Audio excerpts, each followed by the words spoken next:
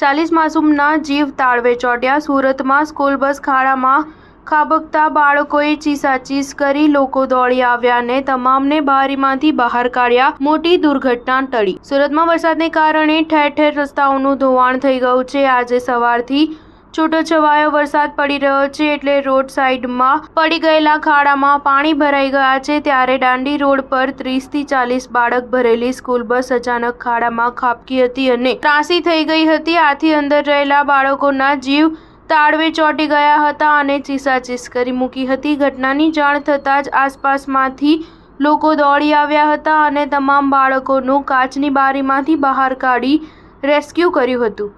જો બસ પલટી ખાઈ હોત તો બાળકોના જીવ જોખમમાં મુકાઈ શકે એમ હતા, પરંતુ બસ ત્રાસી જ ઊભી રહી જતા મોટી દુર્ઘટના ટળી છે।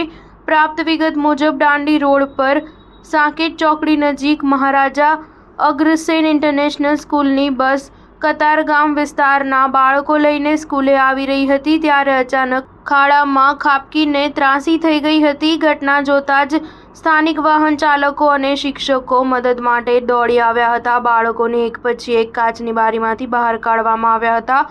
બાળકો સહી સલામત હોવાનું જાણવા મળ્યું છે। મોટી જાનહાનિ ટળતા સ્કૂલ સહિત લોકોએ રાહતનો શ્વાસ લીધો હતો। સ્ટાર ન્યૂઝ 7 હંમેશા સચ્ચાઈની સાથે।